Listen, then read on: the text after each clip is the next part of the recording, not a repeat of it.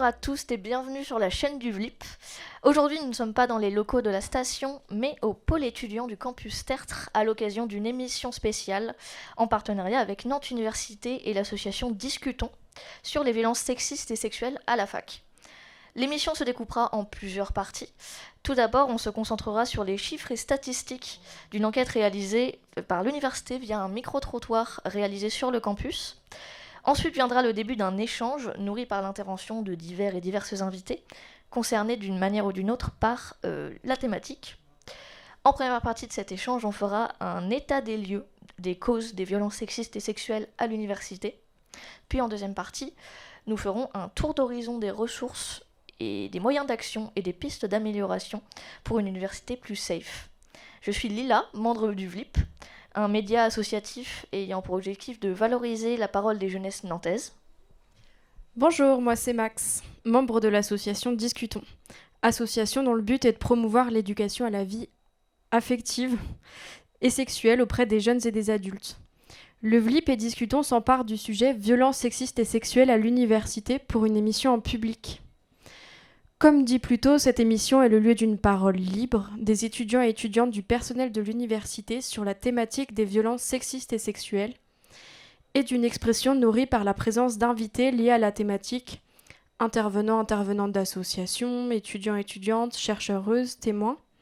L'émission sera pour vous l'occasion de découvrir certaines des actrices de terrain mobilisées dans la lutte contre les violences sexistes et sexuelles, actrices que nous vous présenterons tout au long de l'émission. Pour commencer, écoutons tout d'abord Zoé, membre de la rédaction du VLIP, qui a rédigé une chronique afin de poser les bases de la définition des violences sexistes et sexuelles. Bonjour à tous, déjà merci d'être venus pour cette émission. Vous le savez, on va aborder le sujet des violences sexistes et sexuelles, ou VSS, mais c'est important de bien définir le terme pour comprendre de quoi on parle exactement. Le ministère de l'Enseignement supérieur définit les violences sexistes et sexuelles comme l'ensemble des situations dans lesquelles une personne impose à autrui un ou des comportements ou propos à caractère sexiste ou sexuel. Deux choses sont à retenir ici. D'abord, si on sort n'importe quel dictionnaire, on remarque que la notion de violence implique un abus de force. Il faut différencier la violence du conflit. Dans un conflit, deux points de vue s'opposent. Cela implique une égalité entre les personnes. Dans le cas des violences, il y a une asymétrie en termes de force. Autrement dit, derrière la plupart des situations de violence se cache un rapport de domination entre l'agresseuse et la victime, avec une volonté de soumettre cette dernière. Ces violences peuvent être verbales, psychologiques, physiques, sexuelles, économiques et ou administratives. Les violences ont des conséquences directes sur les victimes, sur leur santé physique, sur leur santé mentale, etc. Elles constituent une atteinte à leur intégrité. Il n'y a pas de consentement.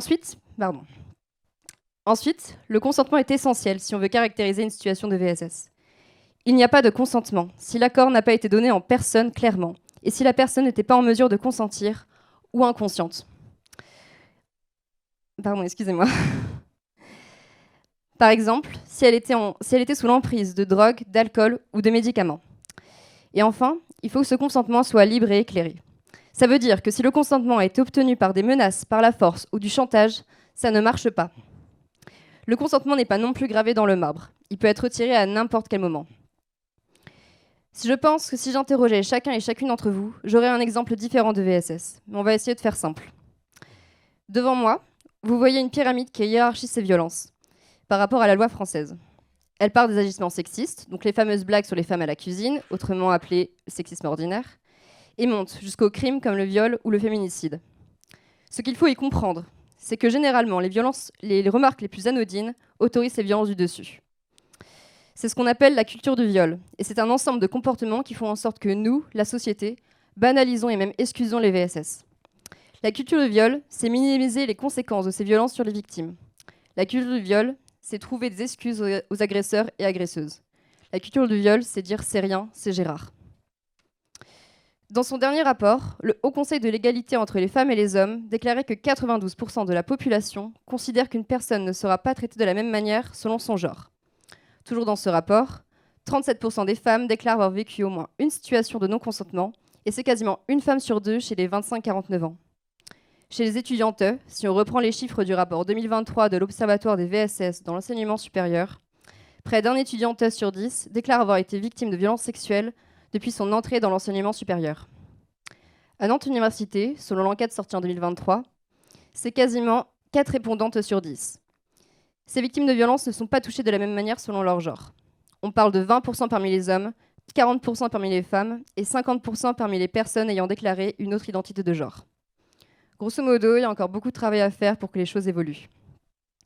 Alors oui, le tableau n'est pas très joyeux, mais en théorie, la loi française punit les agresseuses. Depuis avril 2023, le code pénal punit de 3 750 € d'amende l'outrage sexiste, soit le fait d'imposer à une personne tout propos ou comportement à connotation sexuelle ou sexiste. Il existe aussi plusieurs numéros ou sites qui ont été mis en place ces dernières années pour aider les victimes et leur entourage. Je vais en citer que 2 ici, mais il en existe plus. D'abord, il y a le 114. C'est un numéro d'urgence gratuit, disponible 24 heures sur 24, 7 jours sur 7, au service des personnes ne pouvant pas s'exprimer à voix haute. Il y a aussi le 3919. C'est un numéro national d'écoute et d'orientation à destination des victimes de violences, de leur entourage et des professionnels étant en contact avec ces victimes. Alors le sujet est vaste et soulève de nombreux enjeux, notamment sur l'efficacité concrète de ces dispositifs. Cette émission est là pour faire un état des lieux non exhaustif sur l'état des VSS en France et pour proposer quelques pistes de solutions. Je vais juste conclure avec la phrase de la Servante écarlate de Margaret Atwood, « Nolete te bastardes caborundorum », qui peut se traduire par « Ne laissez pas les salauds vous tyranniser ». Le roman et la série parlent entre autres d'adelphité, soit le lien très fort qui unit les individus entre eux. Alors le plus important, c'est de ne pas rester isolé et de ne pas hésiter à demander de l'aide, au moindre doute.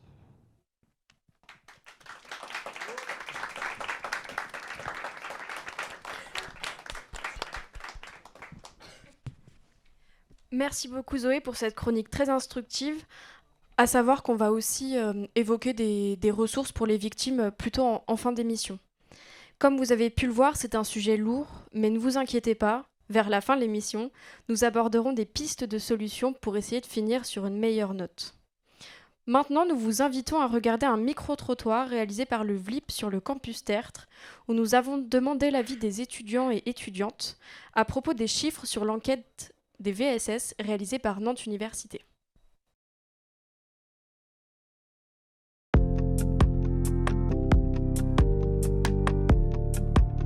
Alors tout ce qui est déjà tout ce qui est d'ordre conjugal, par exemple il y avait l'affaire Daval, des trucs comme ça, c'est des trucs un peu plus connus on va dire. Mais en premier lieu je pense à ça, puis après il y a aussi malheureusement tout ce qui se passe dans la rue, tout ce que majoritairement, même 99% je pense les femmes subissent aujourd'hui. Que c'est pas ouf déjà, je pense, normal, mais que donc ça doit être sensibilisé, je pense. C'est un sujet qui tient à cœur à tout le monde normalement, j'espère. Et donc déjà ça c'est vrai qu'on n'en parle pas forcément assez au lycée, au collège. J'ai jamais eu vraiment d'intervention pour sensibiliser sur ce genre de sujet.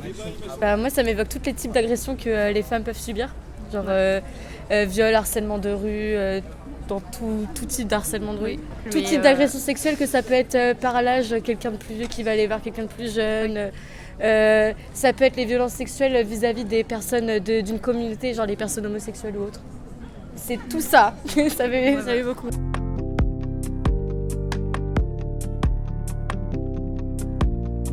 43%. 43%? Ouais. Oh, je dirais plus, moi, 60. Minimum 60, hein. Ouais, je pense.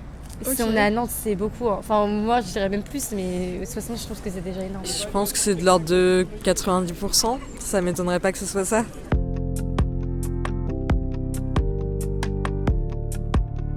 Ah bon? Ah, c'est pas beaucoup en fait. Ah, ouais, ça va. Que 15%. Ouais. Alors en fait, oui, c'est déjà énorme, c'est énorme, mais c'est énorme, mais c'est. Je m'attendais à beaucoup. Oui, voilà. Pour le coup.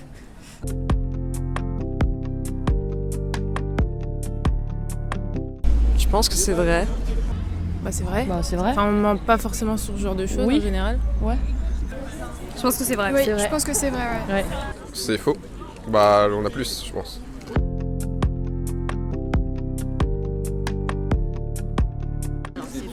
C'est que... Après, il n'y a pas aussi le fait peut-être que les personnes n'osent pas forcément en parler, parce que je sais qu'il y a beaucoup de personnes qui n'en parlent pas, même les personnes concernées qui vont avoir peur des représailles peut-être aussi.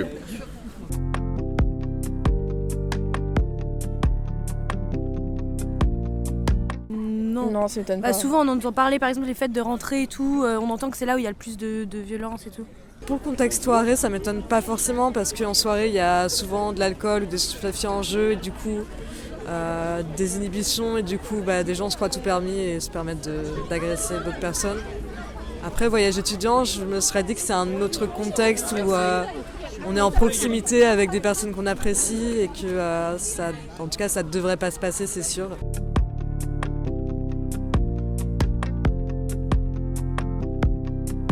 C'est pas tellement étonnant parce qu'on peut s'en rendre compte même nous.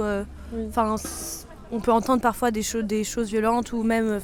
Moi, ça m'étonne pas en voyant la mentalité de certains. Ça m'étonne carrément pas parce que y a à la fois la violence de ceux qui comprennent pas du tout ces questions de genre et la violence de la société elle-même qui cherche pas à rendre ça plus normal, on va dire, qui critique encore ça à fond. Il y a ce sort de sexisme systémique de base qui arrange pas les choses, quoi. Comme vous pouvez le voir, les étudiants et étudiantes sont plutôt d'accord les uns avec les autres. Alors sans plus attendre, nous allons commencer cette émission avec une première partie. On va faire donc un état des lieux des causes des violences sexistes et sexuelles à l'université. Et pour cette moitié d'émission, nous accueillons donc déjà Nina Costanza, psychologue sociale et intervenante à l'université de Nantes et ailleurs d'ailleurs. Raphaël Gourlaouen, vice-président chargé des enjeux de société à Interasso et travaillant également à la direction de la vie étudiante de l'université.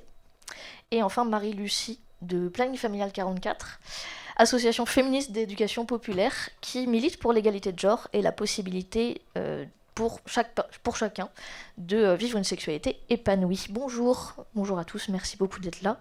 N'hésitez pas à prendre les micros. Merci de nous avoir invités. Alors tout de suite, on peut commencer avec une première question que je pose à tous. Alors comme vous avez pu le voir un peu dans le micro-trottoir, les étudiants et étudiantes ont un peu des définitions assez différentes de ce qui peut se rapporter des VSS.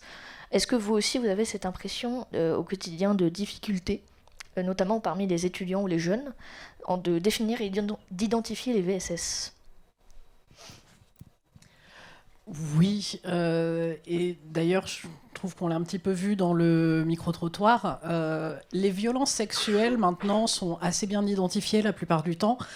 Par contre, les violences sexistes, il y a encore plus de travail à faire. Donc, souvent, les gens identifient tout de suite les violences conjugales, le harcèlement de rue. Mais après, ça peut être plus compliqué. Ils voient souvent des cas sortis de leur contexte, mais il y a un mot justement qui a été dit dans le micro-trottoir et moi qui m'a fait très plaisir, c'est systémique. Parce que c'est ça qui fait les violences sexistes, c'est aussi leur côté systémique. Donc ça, voilà, on l'a entendu une fois, donc je pense qu'il y a encore beaucoup de boulot à faire de ce côté-là. Est-ce que vous avez d'autres choses, Lina, peut-être ? Moi, de mon côté, je trouve qu'il y a eu une amélioration, il faut quand même le noter, et c'est quelque chose qui est super, déjà. On a de plus en plus de personnes qui, justement, définissent correctement ce que ça va être les violences sexuelles, notamment le viol, qui commence à être de mieux en mieux défini. Notamment, on va parler de tout ce qui est viol conjugal, qui maintenant est beaucoup plus conçu dans la société. Par contre, ça va être vraiment, dans la vie de tous les jours, comprendre que là, on est bien face à une violence sexuelle, face à une violence sexiste. Ça reste toujours très problématique. Et moi, je le vois énormément quand je fais des formations. Quand on est vraiment sur la partie très légale, parler, définir, donner la loi, il n'y a pas de problème. Dès qu'on passe aux études de cas, là, il y a tout le monde qui s'embrouille, plus personne ne sait ce que c'est, et surtout, plus personne ne sait ce qu'on doit faire face à ça. Et c'est ça sur lequel il faut continuer à s'améliorer. Raphaël, peut-être, oui. Ouais, moi je rejoins tout à fait un peu cette impression, et on le voit dans les événements qu'on peut organiser qu'il y a de temps en temps un peu des surprises quand on parle de certains comportements qui sont des VSS, de certaines personnes qui le vivent pas forcément comme ça ou qui n'ont pas cette approche-là. Et qu'en fait, c'est plutôt, justement, ça rejoint le côté légal, mais c'est les comportements les plus graves qui sont clairement identifiés à des VSS, mais tout ce qui touche finalement au plus courant, donc du harcèlement de rue, des remarques sexistes, pour le coup, ça reste encore un peu... c'est plus facilement excusé, c'est plus facilement minimisé par rapport à ce qui peut vraiment avoir un impact direct et clairement identifiable. Merci beaucoup. Alors, je me suis permis de faire un parallèle entre le taux de participants à l'enquête de l'université et une étude de l'Observatoire des VSS dans l'enseignement supérieur qui date de 2020. Dans cette étude, il est dit que les personnes qui s'identifient comme hommes cisgenres ont plus de mal à associer un acte à un type de violence. Et le taux de participation de l'enquête de l'université, sur les 5021 répondants, il n'y a que 29% d'hommes. Alors, quelles conclusions on peut en tirer d'après vous ? Et est-ce que vous aussi, vous contactez éventuellement dans vos propres actions un manque de présence masculine, par exemple lors d'opérations de prévention ? Alors, moi j'ai la chance ou malchance que la plupart de mes actions, c'est pas basé sur le volontariat. Les gens sont là pour leurs études, ils n'ont pas le choix, ils sont obligés de venir me voir et de me parler. Et ce qui fait que ça va être juste représentatif de la filière. Je vais avoir des filières avec beaucoup de femmes et des filières avec beaucoup d'hommes. Par contre, ce que je vois, c'est que c'est pas parce que c'est une femme ou parce que c'est un homme que la personne va être plus ou moins engagée. On va vraiment avoir des groupes où c'est les hommes qui vont s'emparer du sujet et qui vont être presque plus en avance sur la déconstruction, sur qu'est-ce que je dois faire, qu'est-ce que je peux faire pour aider, pour que ça s'améliore. Donc, je n'ai pas un aussi gros écart que ce pourrait le montrer le questionnaire. Mais après, c'est sûr que les réactions, par contre, les plus négatives que je peux avoir, malheureusement, c'est souvent les hommes qui vont les avoir, comme le fait de... récemment, j'ai eu quelqu'un qui pensait que c'était impossible pour un homme de se faire violer. Et c'est souvent ce genre de sujet. Là, on va avoir plus des hommes derrière ces propos. Alors, dans l'expérience du planning, faut savoir que nous, les bénévoles, on va surtout être appelés justement sur des actions comme des stands ou des tables rondes, des échanges. Et donc, c'est souvent en fait une institution ou un groupe qui nous a fait la demande de venir. Donc, on peut avoir des publics extrêmement variés, des jeunes publics, des adultes, etc. Mais très sincèrement, 29%, c'est pas mal. Nous, on constate, on a beaucoup de personnes qui s'identifient au féminin ou d'identité queer, en fait. Les hommes, et particulièrement les hommes cis, c'est vraiment pas la majorité des gens qui nous demandent et qui viennent interagir avec nous. Même, on les voit après quand on a des groupes, justement, qu'on essaye d'échanger. Enfin, il y en a vraiment moins, et soit ils vont rester en retrait un peu comme si ça les intéressait pas, ou alors ils vont carrément nous reprocher de les emmerder. Mais c'est assez particulier. Oui, c'est souvent ça, un petit peu d'hostilité ou d'indifférence. Donc c'est cool. Moi, j'aimerais voir plus d'hommes qui viennent nous voir vraiment s'engageant vraiment sur le sujet. Nous, je rejoins un peu cette expérience. On a une participation qui est complètement volontaire, parce qu'en fait, on fait des actions de sensibilisation essentiellement, conférences, tables rondes, mais qui sont juste ouvertes à toutes et tous. Et on a très peu d'hommes, au point que généralement, on a fait une conférence il y a quelques mois où l'intervenante a vu quelques hommes. C'était c'est super, on a des garçons avec nous, alors qu'en fait, ils représentaient une minorité qui était vraiment très faible des participants et participantes. Et je trouve qu'il y a quand même une part. Enfin, pour certains, ceux qui sont là, il y a quand même un vrai volontarisme. Ils sont contents d'être là, ils peuvent participer. Mais ça me semble moins spontané, au moins, que c'est vraiment plus rare qu'ils fassent la démarche de venir.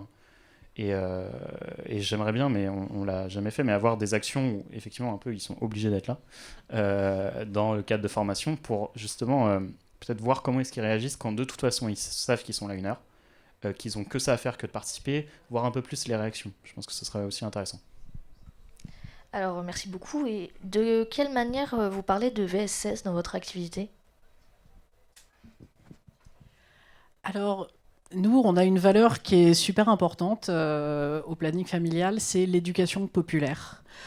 Donc, on va essayer d'être au maximum dans l'échange et le partage, c'est-à-dire que, certes, on a des informations qu'on va donner, mais des fois, c'est les personnes avec qui on discute qui vont aussi nous apprendre des choses, et on va échanger, on va confronter les points de vue. Et pour vraiment les VSS, ça va beaucoup dépendre de si on parle en tête-à-tête avec quelqu'un ou si on s'adresse à un groupe. Enfin, de toute façon, il faut toujours s'adapter au public, à la personne avec qui on parle, notamment si on parle à des victimes potentielles, parce que il faut leur laisser une porte de sortie. C'est important de jauger à quel niveau de prise de conscience les personnes en sont et ce qu'elles sont prêtes ou non à dire et à débattre, en fait. Vous ne pouvez pas forcer une personne qui est victime de violence à tout déballer comme ça. C'est d'une violence inouïe, justement. Donc, par exemple, si c'est de l'entretien en tête-à-tête, notamment, donc c'est ce que font les conseillères qui sont les salariés du planning familial 44 qui vont recevoir les personnes en entretien individuel au centre de santé sexuelle, ben, souvent, en fait, elles vont aborder le sujet des violences de manière indirecte et voir comment la personne réagit, en fait, si ça allume quelque chose ou pas. Et selon la réponse, selon la réaction, poser des galons, commencer à aborder le sujet si elle voit que c'est OK, ou juste donner une brochure, renvoyer vers une association spécialisée éventuellement, ou juste laisser une ouverture pour que au prochain rendez-vous, éventuellement, la personne va peut-être avoir pris le temps de se dire « Ouais, c'est vrai, il y a un problème et peut-être que ce serait bien d'en parler ». Donc voilà, c'est vraiment super important quand on aborde le sujet des violences sexistes et sexuelles de s'adapter en fait à la personne qu'on a en face et à son niveau et potentiellement à sa confrontation personnelle au sujet en fait. Merci beaucoup. Alors c'est super intéressant. Nina, je ne sais pas si tu avais éventuellement un truc à dire. Non, ça va ? Ok, écoute, merci beaucoup, c'est super intéressant. Si on pouvait faire une émission de 2 heures, on t'écouterait parler pendant 2 heures. Mais on va passer à la prochaine sous-thématique. Oui, pardon, on va parler... Oui, pardon, on va parler du monde étudiant. On y est.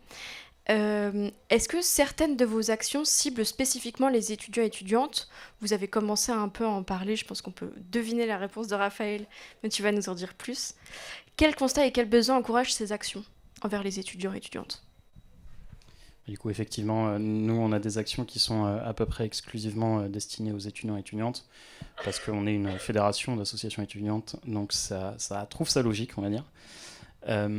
Et on essaie d'avoir des actions autour de la lutte contre les VSS, déjà parce que c'est une vraie demande de la part de nos associations, d'avoir un accompagnement sur l'organisation d'actions de sensibilisation, d'avoir vraiment des temps où on a la possibilité d'en parler, et parce qu'on constate aussi qu'on a un peu un manque de dialogue autour de ces enjeux et de ces thématiques, que ce soit dans nos formations ou même entre nous, où c'est des sujets qui peuvent être un peu mis sous le tapis, qui ne vont pas forcément être abordés. Moi qui fais des études de droit, où il y a quand même une dimension juridique dans le traitement des VSS, parce que ce sont pour certains des crimes, et en fait on n'en parle pas, alors que on pourrait avoir des juristes qui seraient spécialisés dans ce domaine, et donc on essaie d'ouvrir des temps d'échange, d'ouvrir des temps de discussion, pour que les étudiantes et les étudiants puissent venir partager leur expérience et puissent aussi venir nous voir pour avoir un accompagnement si ils ou elles ont été victimes de VSS, si ils ou elles ressentent le besoin tout simplement d'en parler, qu'on puisse le rediriger un peu vers des associations spécialisées. Alors moi, je vais pas faire spécifiquement que des étudiants. Enfin, j'ai aussi un côté psychologue du suivi individuel, donc je vais pas demander que aux étudiants de venir m'en consulter. Mais dans les actions que je peux faire au niveau des facs ou de l'enseignement supérieur, ça rejoint beaucoup ce que tu dis avec le juridique. En psychologie, en médiation, dans plein de sujets où on va être confronté à des personnes, on va recueillir la personne qui a vécu des violences sexuelles ou sexistes. Et c'est une parole qui est compliquée à recevoir, surtout quand on nous a jamais formés, on nous a jamais appris les mécanismes derrière. Et moi, c'est là que en fait, je vois la plus-value que je vais avoir, parce que les étudiants, en fait, ils vont se dire, professionnellement, je dois me projeter dans quelque chose que je maîtrise pas du tout. Et est-ce que c'est vraiment au bout de 2 ans de profession que je vais me retrouver devant quelqu'un qui va me raconter son trauma et moi je ne saurais pas du tout quoi faire. Et là, on voit que c'est une vraie demande en fait de la part des étudiants d'avoir des outils, d'avoir de l'expérience à partager et puis de se rendre compte qu'ils ne sont pas seuls dans leur questionnement. Merci beaucoup pour ces mots. Raphaël, j'ai une question un peu plus précise pour toi. Tout à l'heure, tu parlais de table ronde, de conférences. Est-ce que tu pourrais nous dire au sein de l'université quel projet tu as avec Interasso ou parmi les actions que tu as pu réaliser concernant les violences sexistes spécifiquement?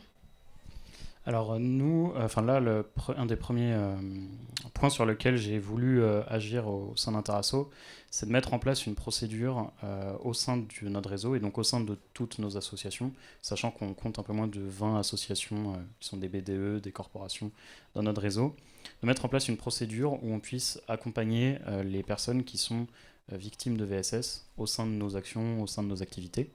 Donc on puisse les rediriger vers des associations qui peuvent les prendre en charge. Et aussi qu'on puisse repérer d'éventuels auteurs ou autrices de VSS, tout simplement pour sécuriser un peu le cadre de nos activités, parce que on l'a aussi un peu entendu dans le micro-trottoir, et on l'a vu dans l'enquête de Nantes Université, tous les moments festifs sont aussi des moments à risque. Et nos associations, enfin les BDE, les corporations organisent des tonus, des soirées étudiantes qui sont aussi des temps où il y a des risques qui sont très importants. Donc il y a déjà ce point-là. Ensuite, on organise un certain nombre d'actions de sensibilisation, donc table ronde. On en a une qui devrait être organisée le mois prochain, justement autour de des VSS pour la jeunesse. Toujours ce lien avec le monde étudiant, évidemment. Et on aimerait bien commencer à développer un peu de la sensibilisation par des jeux pédagogiques. Parce qu'on a de temps en temps du mal à capter l'attention et à garder des étudiantes et des étudiants sur de la sensibilisation. Et le côté découverte un peu plus ludique, au moins des grandes notions qui touchent au VSS, des grands enjeux, ça nous semble être un axe, une approche intéressante.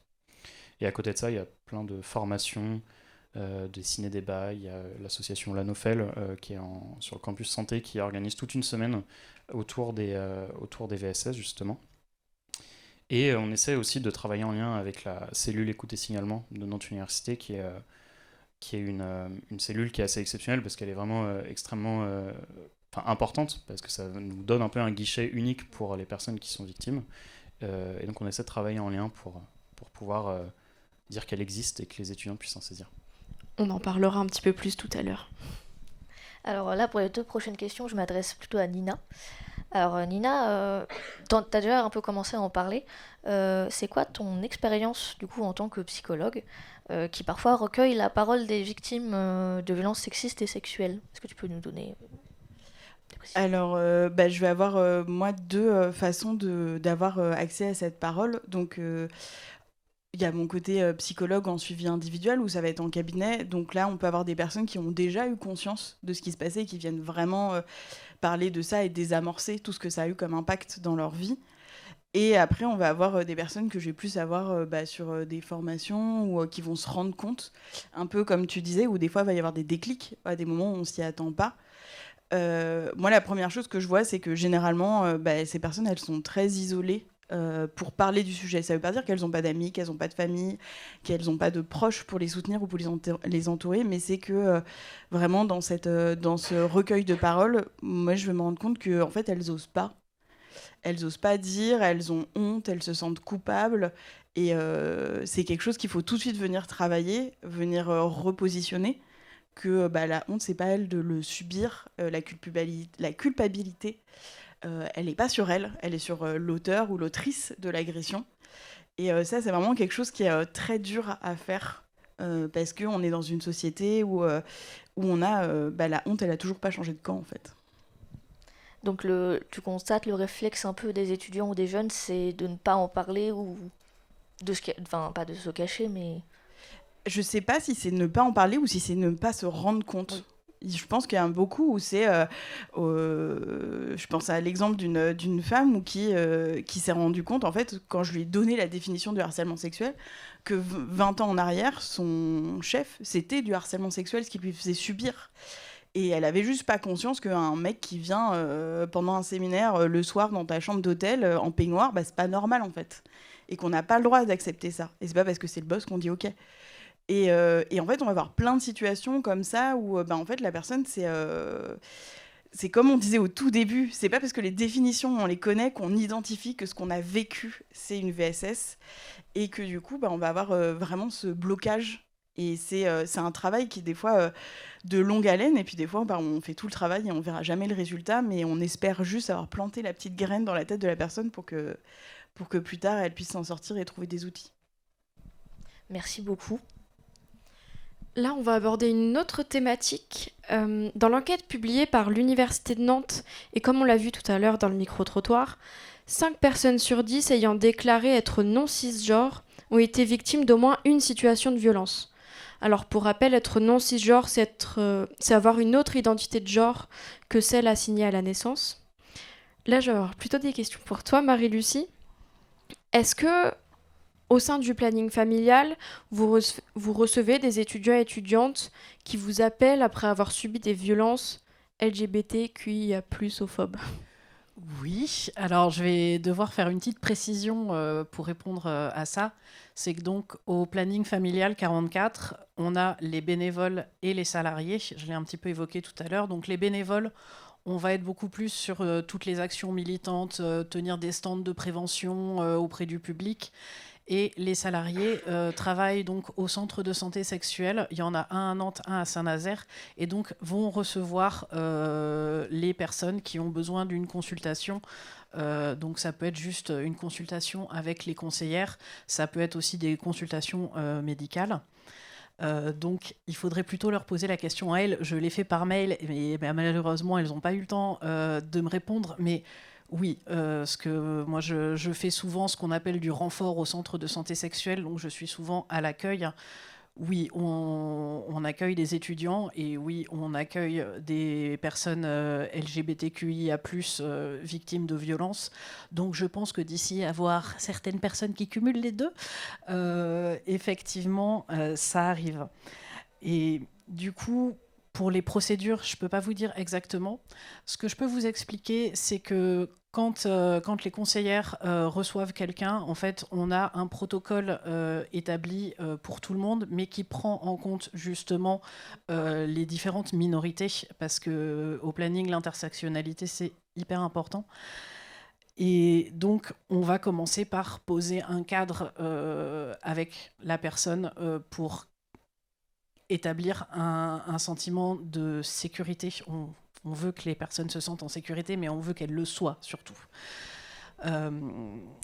Et du coup, par exemple, c'est pas forcément demander les pronoms, mais donner les siens. Comme ça, si la personne se sent à l'aise, éventuellement, elle peut donner les siens aussi, mais ne pas la forcer à sauter, etc. C'est un peu comme ce que je disais tout à l'heure, c'est beaucoup en fait s'adapter au public, à la personne, mais surtout ne rien exiger et laisser les victimes s'exprimer à leur rythme. Donc voilà, je suis désolée d'être un petit peu à côté de la question, mais moi je ne suis pas conseillère formée, donc je ne fais pas ça. Il n'y a pas de souci, on est tout de même très heureuse de t'avoir. Mais du coup, j'ai une grosse question pour toi. Du coup, est-ce que c'est nécessaire de traiter les VSS sur les personnes queer d'une manière spécifique ? Oui. Super. Je vais développer un petit peu quand même. Oui, en fait, c'est même nécessaire pour toutes les minorités, pas que pour les personnes queer. Parce que une personne qui fait partie d'une minorité, son contexte, elle ne peut pas le changer à volonté selon si elle a envie ou pas. Les discriminations, elle va toujours les subir parce que ce n'est pas un choix qu'elle fait de faire partie de cette minorité. C'est ce qu'elle est, c'est son identité. Et donc que ce soit pour les personnes racisées, pour les personnes queer, pour les personnes handi, voilà, on ne peut pas changer le contexte, donc on ne peut pas traiter les violences sexistes et sexuelles sans intégrer leur identité de genre ou leur sexualité dans l'équation en fait. Ce serait beaucoup trop facile et surtout du coup ça ne marcherait pas Désolé, je prends juste le temps de vérifier que j'avais pas noté d'autres trucs super importants.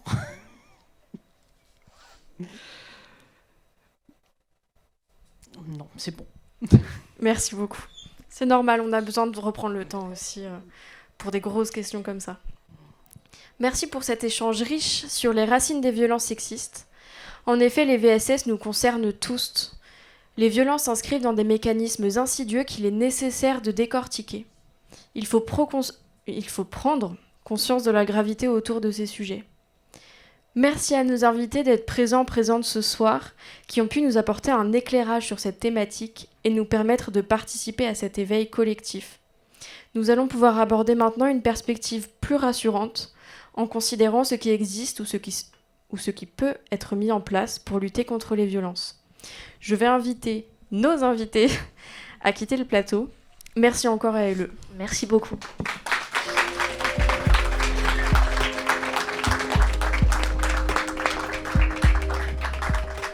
Il existe de nombreuses initiatives de la part d'institutions ou d'associations pour lutter contre ces mécanismes pernicieux. L'éducation affective et sexuelle peut être un levier pour justement donner des clés de compréhension et mieux se protéger soi et mieux protéger les autres. Alors nous avons la chance d'avoir François Brichard de l'association Discutons qui réalise de nombreuses actions en lien avec l'éducation sexuelle. Merci beaucoup d'être là. Alors, et nous avons également Anna Doyen qui nous rejoint sur le plateau, qui nous fait aussi le plaisir d'être là. Je vais attendre qu'elle arrive sur le plateau.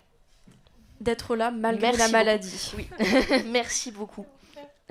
Alors, elle fait partie, Anna Doyen, du dispositif des personnes de confiance à l'association des étudiants en STAPS. Ce dispositif est donc mis en place pour donner la possibilité pendant un événement étudiant de faire appel à quelqu'un en cas de besoin, ce qui peut être une porte de sortie en cas de violence. Merci encore d'être là et merci pour cette superbe entrée en plateau. Alors, d'abord, de son côté, on peut présenter les initiatives de l'Université de Nantes qui met en place également des initiatives comme la cellule d'écoute et de signalement contre les actes de violence. Et tout de suite, nous allons diffuser une interview de Victoria Ferret, qui est psychologue au sein de ce dispositif, et elle va pouvoir vous en dire plus.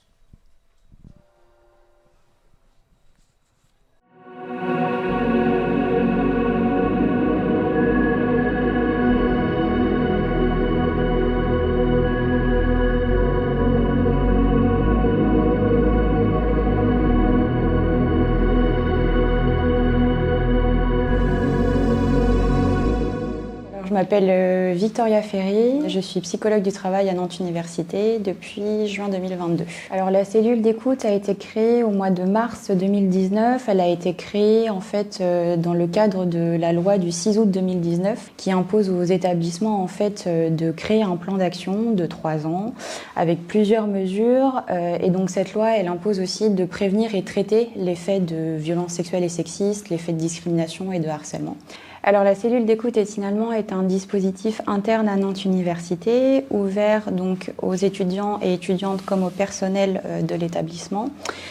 Quand une personne s'estime être victime ou témoin de faits de violences sexistes et sexuelles, des faits de harcèlement, de discrimination ou plus généralement de tout type de violence, la personne peut prendre contact avec nous soit par téléphone, soit en nous écrivant par mail. On propose un rendez-vous à la personne qui prend contact avec nous et on va avoir 3 grands objectifs lors de ce temps d'échange qui peut être soit en présentiel, soit par visioconférence. Ces 3 objectifs, ça va être de pouvoir offrir un temps d'écoute à la personne que l'on rencontre sur la situation vécue. La deuxième, ça va être de pouvoir orienter les personnes, la personne signalante vers les personnes les plus à même de pouvoir l'accompagner. Donc il peut y avoir des personnes qui sont internes à l'établissement. Donc parmi ces personnes-là, très souvent, on redirige vers des services de médecine. Donc ça peut être aussi bien la médecine de prévention, médecine du travail, quand c'est pour des personnels de l'université. Mais ça peut être aussi vers le service de santé des étudiants, si la personne le souhaite et si cette personne est étudiante. Il peut y avoir également après des services plutôt en externe à l'université. Donc on avait rencontré plusieurs associations sur le territoire avec lesquelles on peut avec lesquels on travaille et desquels on peut donner les contacts en fait, des personnes, aux personnes que l'on rencontre en fonction de la situation qu'elle a rencontrée. Au mois de novembre 2022, on a également signé une convention avec, entre autres, l'association France Victimes 44, le tribunal, le commissariat, la gendarmerie, pour fluidifier en fait les traitements concernant les violences sexuelles et sexistes. Et l'association France Victimes 44 se propose en fait de recevoir les personnes dans un délai de 15 jours, les personnes qui le souhaitent, pour des cas de VSS, pour un accompagnement psychologique et ou juridique. Et notre troisième objectif, ça va être, si la personne le souhaite et uniquement si elle nous donne son accord, de faire remonter les faits à ce que l'on appelle les autorités compétentes de traitement. Donc c'est pas la cellule d'écoute, ce sont des personnes qui sont en charge d'une analyse notamment juridique des faits et qui peuvent après en fait décider de différents types de mesures qui peuvent être prises. Donc soit plutôt des mesures plutôt dites de protection, soit des mesures plutôt dites de sanction. Alors on est en binôme pendant les rendez-vous. La première raison, c'est parce qu'il est très important pour nous de pouvoir partager un moment avec la personne que l'on rencontre. Et en fait, la prise de notes nécessite une attention particulière, dans le sens où la personne doit nous donner le plus de faits possible pour qu'on puisse étayer au maximum notre signalement. Et de fait, être deux, c'est beaucoup plus évident aussi pour nous de pouvoir être dans ce travail de partage et d'échange avec la personne que l'on rencontre, mais également aussi dans cette prise de notes pour pouvoir, si elle le souhaite après, faire remonter son signalement. Nous, on n'est pas là pour juger les faits, c'est-à-dire qu'on prend en fait la situation telle que la personne nous l'a décrit.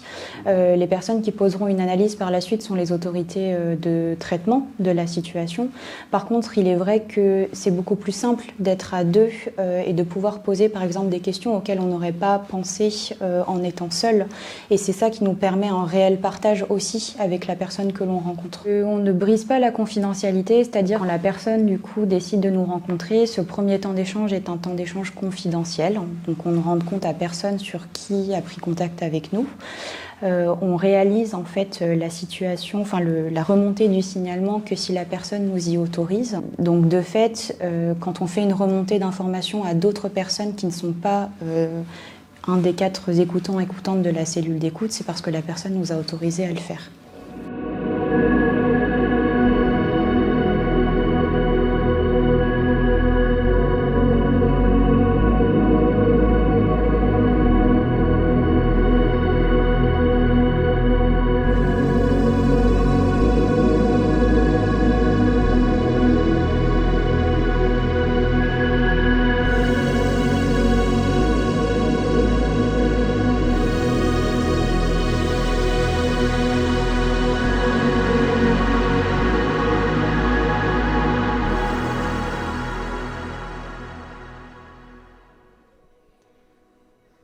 Un grand merci à Victoria Ferret de s'être exprimée sur le sujet. C'est ce dont Raphaël parlait tout à l'heure, la cellule d'écoute de Nantes Université. Donc, l'université porte des initiatives concrètes, mais il y a aussi des associations. C'est le cas de l'association étudiante STAPS, représentée par Anna, si présente, et de Discutons, représenté par François, si présent aussi. Quelles sont vos... première question, déjà, pour introduire. Quelles sont vos actions quelles sont les actions que vous mettez en place pour la lutte contre les VSS ? Wow. Alors déjà, je m'excuse parce que j'ai un rhume, donc ma voix est coup-ci, coup-ça. Donc désolée pour ça, mais bon, on va faire avec. Concernant la lutte contre les VSS à l'AE STAPS Nantes, il y a plusieurs choses. Il y a les personnes de confiance dont tu as déjà commencé à parler. Ça, c'est une contribution qu'on va faire sur toute l'année. Mettre en place ce dispositif sur l'ensemble de nos événements pour les rendre safe et voilà, safe parce que c'est hyper important. Donc ça, c'est tout au long de l'année. Et sinon, on va avoir des événements qui vont être plus ponctuels avec, par exemple, cette année, ça va être des BD sur la lutte contre les discriminations qui sont en lien, du coup, avec les VSS. Voilà. Mais voilà. De notre côté, on fait des sensibilisations auprès de jeunes qui vont de la maternelle jusqu'à l'âge étudiant. Et puis on fait ça aussi avec tous les adultes qui peuvent être en lien avec des jeunes, donc des parents, des grands-parents, des profs, animateurs, animatrices, en périscolaire, en colo.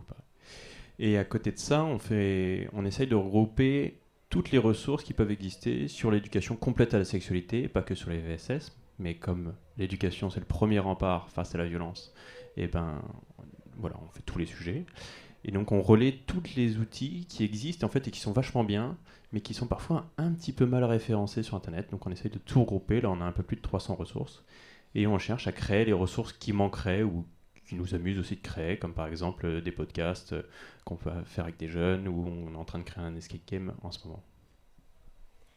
Merci. Là, j'ai des questions plus particulièrement pour toi, Anna. Est-ce que tu pourrais nous décrire ce que c'est qu'une personne de confiance ? Ok, alors une personne de confiance, ça va être des étudiants ou des étudiantes qui vont être formés par l'ANESTAPS, on aura l'occasion d'en parler un peu plus tard. C'est des personnes de confiance qui vont être du coup déployées soit de façon permanente sur tout au long de l'année. L'idée c'est que les étudiants et étudiantes victimes ou témoins de discrimination puissent les contacter pour en parler, pour échanger, pour avoir justement des étudiants et étudiantes en face d'eux et elles, et pas des personnes qu'ils ne connaissent pas, tout simplement. Donc voilà, donc il y a les personnes de confiance qui vont être permanentes sur toute l'année. Il y a quelques personnes avec des numéros anonymes et des personnes visibles qu'on peut aller contacter directement au STAPS. Et sinon, il y a les personnes de confiance, donc le dispositif mis en place sur les événements, que ça soit de façon physique, donc avec des personnes identifiées comme personnes de confiance, avec des brassards, avec un t-shirt violet, enfin voilà. Ou alors avec un numéro anonyme. Enfin voilà, il y a plusieurs choses en fonction des événements. On va adapter en fonction d'eux. Et il y a aussi sur certains événements des affiches de sensibilisation. Voilà, c'est en fonction de l'événement. Voilà. Mais en tout cas, les personnes de confiance, c'est un dispositif qu'on va déployer soit tout au long de l'année. Enfin, c'est pas soit, c'est tout au long de l'année et sur l'ensemble de nos événements. Ces personnes de confiance-là, notre but, c'est du coup d'aider, de parler, d'accompagner, voilà. Mais ça va être aussi, parce que c'est hyper important, mais ça va être aussi d'orienter. Nous, on n'est pas psychologue et on a eu dans la première partie une psychologue et on voit bien que l'apport qu'on va avoir avec ces personnes-là va être complètement différent. Et donc voilà, nous, notre objectif, c'est d'échanger, d'avoir ce premier contact avec les personnes qui sont témoins ou victimes de discrimination ou de violence. Mais on va avoir notre objectif premier, ça va être quand même de les orienter vers les personnes, instances ou associations qui pourront au mieux les prendre en charge. Voilà. Et tu parlais du coup de la formation. Est-ce que tu peux nous en dire un peu plus ? Alors, c'est une formation d'à peu près une journée qui est mise en place par la NESTAPS, donc c'est l'Association nationale des étudiants en STAPS, donc c'est une association à l'échelle nationale. On a des formateurs et formatrices qui sont formés sur ces thématiques-là. Et donc, on a toute une journée de formation. La formation, elle est hyper complète. On parle, donc en fait, il y a plein de choses qui ont été abordées tout au long de l'émission, donc c'était hyper intéressant. On va parler d'état des lieux du sexisme en France, on va parler de culture du viol, on va parler du consentement, on va parler de toutes ces choses-là qui entourent en soi les violences sexistes et sexuelles pour prendre conscience de l'enjeu. Ça, c'est dans une première partie. Et puis après, il va y avoir tout un enjeu autour de la définition. Donc par rapport à la chronique de tout à l'heure, c'était parfait. Et sur quelle posture adopter en tant que personne de confiance, parce que c'est important d'en parler comme ça. Il y a des choses à savoir, à faire, des méthodes à appliquer, des outils à connaître. Et voilà, globalement. Merci. Et j'ai encore une question pour toi. Parce que du coup, les personnes de confiance sont présentes plutôt dans les milieux festifs. En fait, quelles sont les particularités du monde de la fête en lien avec les VSS ? Alors, ce qui est particulier, c'est qu'il faut bien comprendre qu'une VSS, dans un milieu festif ou pas dans un milieu festif, ça reste une VSS. Ce qui est particulier dans le monde de la fête et du coup notamment dans les soirées étudiantes, c'est qu'il va y avoir des facteurs comme la pression sociale, comme l'alcool, comme les substances, donc ça peut être la drogue, ça peut être ce rapport un petit peu au jeu ou à la blague, à la festivité, tout le monde s'amuse et du coup en fait on ne se rend pas compte du caractère grave de la violence ou de la discrimination qui est présente. Et en soi ça a été déjà abordé dans la première partie, ce côté-là de ne pas se rendre compte de ce qui est évident. Et Et donc voilà, je me rappelle plus trop de la question, mais c'était ce truc. Je me rappelle plus de la question. Quels sont les... En fait, pourquoi c'est important d'aborder le monde de la fête en lien avec les VSS? Enfin, en fait, pourquoi ce lien-là, il est particulier plutôt que dans un autre cadre à l'université ou au travail? Du coup, c'est ça. Une VSS, ça reste une VSS, même en milieu festif, mais ça va être important de l'aborder parce qu'il va potentiellement être décuplé avec tous les facteurs dont j'ai déjà parlé avant. Voilà, d'où l'importance d'intervenir parce que, j'ai pas de mots. Bon, ça va, il avait picolé. Quoi ? Il avait un peu bu, mais bon, tu connais. Quoi. Non, arrête ça, c'est pas possible. Argument non recevable. Alors, on peut voir que dans le monde universitaire, il reste du travail à faire, mais pas que. L'éducation, c'est une perspective possible, afin que dans le cadre étudiant et ailleurs, les VSS s'effacent progressivement. Et elle peut avoir lieu à tous les âges de la vie, comme tu l'as dit François, comme tu le montres avec Discutons, en réalisant des ateliers d'éducation sexuelle au sein d'écoles primaires, d'écoles maternelles, mais aussi auprès des parents. Alors là, ces questions, ça va peut-être plus te concerner, François. Alors déjà, est-ce que tu peux nous dire en quoi ces ateliers, selon toi, constituent un outil de lutte contre les violences ? Alors je reprends juste ce que tu as dit, on ne fait pas de l'éducation sexuelle avec des maternelles. Ah oui, non, on en fait avec tous les âges de la vie. Tous les âges. Voilà, en maternelle, en primaire, on va parler des émotions, du rapport au corps, de l'intimité, mais voilà, on va pas parler d'éducation affective plutôt. Par exemple. Et ben parce que l'éducation, c'est le premier rempart contre la violence, ce que je vous disais. Quand on voit les chiffres des violences qui sont terrifiants, vraiment c'est omniprésent, les chiffres en Europe, c'est un garçon sur 4, une fille sur 6. Une fille sur 4, un garçon sur 6, donc une personne sur 5 en Europe, ce qui est énorme. Je ne sais pas combien de personnes vous connaissez, mais ça représente beaucoup. Quand on sait qu'une victime, elle connaît dans 9 cas sur 10 son agresseur. Alors je dis agresseur, voilà, pour une fois on ne dit pas de langage inclusif, parce que dans la grande majorité des cas, dans plus de 95% des cas, c'est les hommes le problème. C'est nous le problème. Moi, je veux pas croire que... je connais vachement d'hommes, en fait. Moi, je me connais aussi. Je veux pas croire que ces personnes-là sont au courant que ce sont des agresseurs.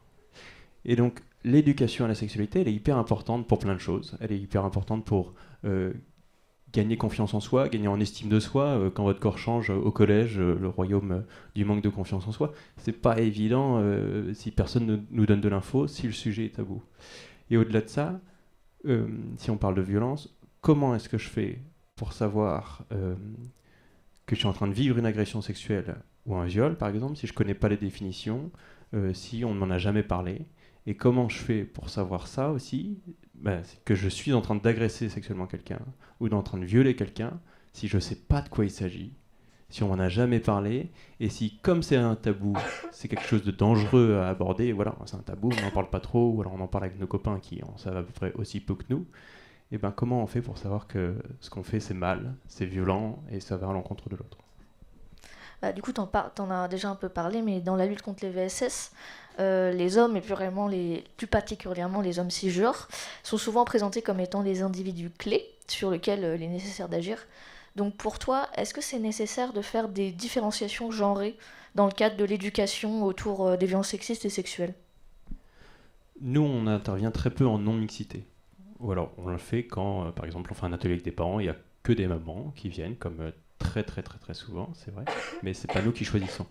Ou alors, on va le faire quand on va parler vraiment d'intimité, de choses où on a parfois besoin de non-mixité pour pouvoir s'exprimer plus facilement, parce que si les garçons sont là, on va pas raconter la même chose, si les filles sont là, on va pas raconter la même chose. Mais sinon, tout le monde doit pouvoir entendre tous les sujets, et effectivement, c'est important que nous, les hommes et les garçons, on se saisisse de ce sujet.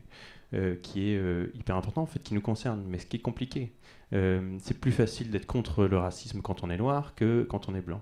Et c'est pareil pour les hommes, c'est pas facile d'être pour lutter contre le sexisme quand on le subit pas. Je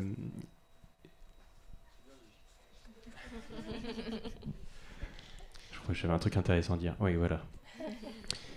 Et sur les mecs, il y a un truc très important à avoir, c'est qu'on a beaucoup de défiance par rapport au discours. Quand on intervient, que ce soit avec des plus jeunes jusqu'à l'âge étudiant, à chaque fois on nous demande, mais on sort des chiffres, toujours un mec qui va nous demander quelles sont nos sources.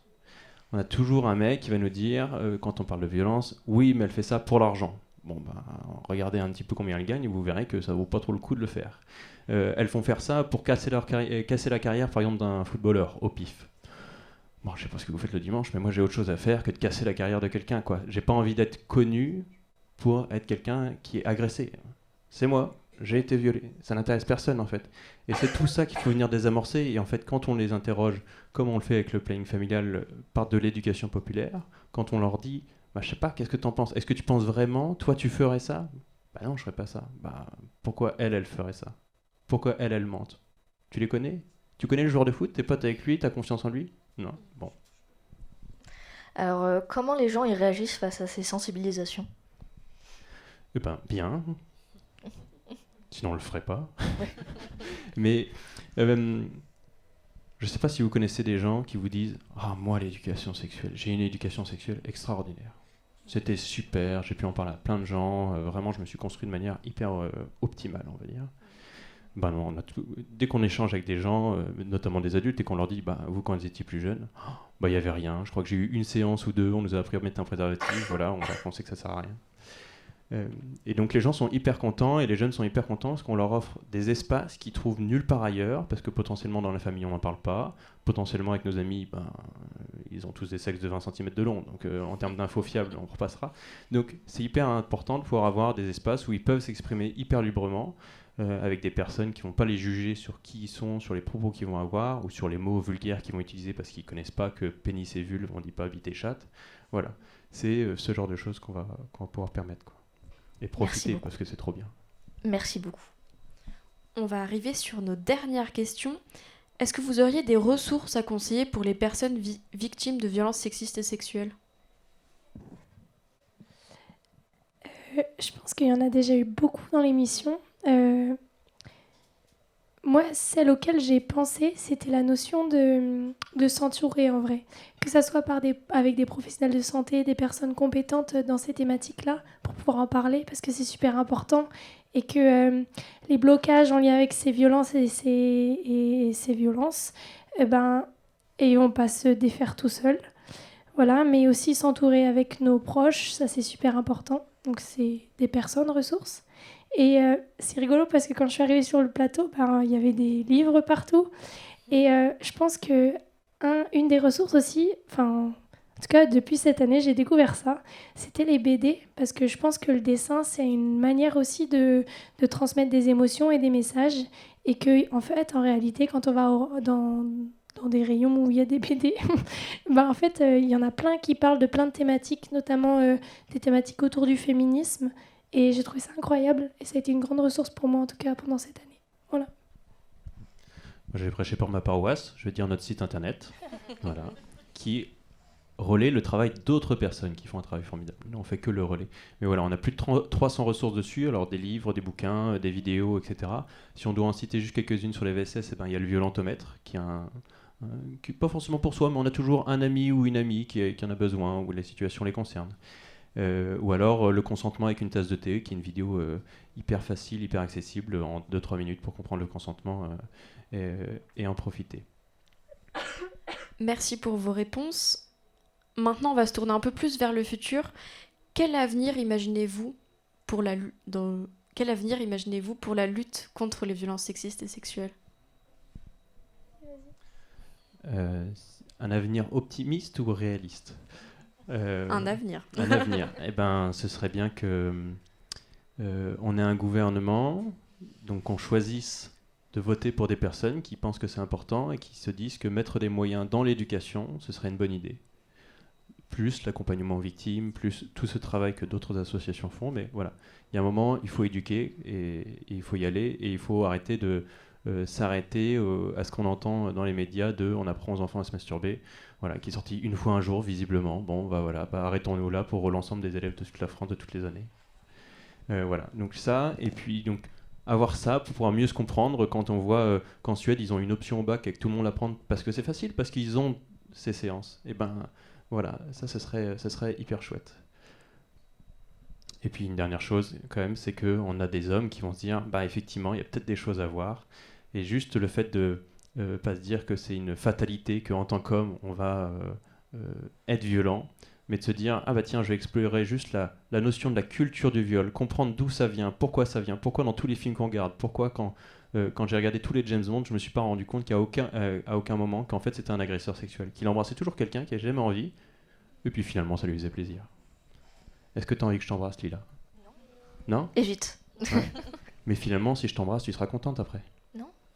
Voilà, c'est tout ça qu'il faut réussir à explorer avec la culture du viol. On va faire barrage. Ouais, il a tourné le concept de l'émission. Anna, t'avais quelque chose à dire éventuellement? Moi, je pense que ces violences sexuelles, dans l'avenir, elles ne seront plus parce qu'elles n'ont aucun lieu d'être. En fait, tout simplement, c'est des violences, donc elles n'ont pas lieu d'être. Dans l'avenir des violences sexuelles, ce qui serait incroyable, c'est que tout le monde se dise mais c'est ce que tu disais, en fait, ça n'a aucun sens, elles n'ont pas lieu d'être. Je me perds dans mes mots, mais c'est pas très très grave en vrai. Et je pense que nous, en attendant, on va en parler, on va faire en sorte qu'elles ne soient plus, et on fera tout pour que... Belle conclusion. On fera tout pour que... Voilà. Merci beaucoup de participer, déjà d'être là, et de participer à la lutte contre les violences, et afin de partager les initiatives qui existent autour de ce sujet, qui est certes plutôt sensible, mais qui n'est pas sans solution. Les violences sexistes et sexuelles, c'est quelque chose qui est enraciné dans notre société, dans nos comportements. Quand on parle de culture du viol, par exemple, les ressorts en lien avec ces enjeux de domination ou du patriarcat, ça peut impacter intimement chacun et chacune d'entre nous. Et connaître les causes, mine de rien, ça permet de mieux se protéger et mieux se prémunir contre ces violences. Alors il y a une partie de la société qui s'organise et qui met en place des actions pour que tout le monde puisse évoluer sans peur et de manière saine. Et les choses bougent malgré la gravité du sujet. Il est nécessaire de garder en tête les perspectives positives. La lutte s'organise. De la part de toute l'équipe qui a travaillé sur cette émission, nous remercions chaleureusement l'Université de Nantes, le pôle étudiant, le pôle audiovisuel multimédia, le Crous, ainsi que le ministère de l'Enseignement supérieur. Ce projet n'aurait pas été possible sans l'équipe du VLIP et de Discutons, ainsi que d'autres bénévoles qui ont participé à l'écriture, à la décoration, à la production, à la technique, enfin bref, à produire cette émission. Merci à tous de votre écoute. Nous espérons que cela a pu vous permettre de mieux comprendre les VSS et de donner des perspectives plus rassurantes sur un sujet qui ne l'est pas forcément. Une petite mention spéciale à Émilie de l'école de design qui a réalisé les affiches qui sont derrière nous et qui sont, je trouve, super jolies. N'hésitez pas à nous approcher en fin d'émission ou via nos réseaux si vous souhaitez nous faire part de votre retour. Et n'oubliez pas, prenez soin de vous, prenez soin des autres et vous n'êtes pas seuls.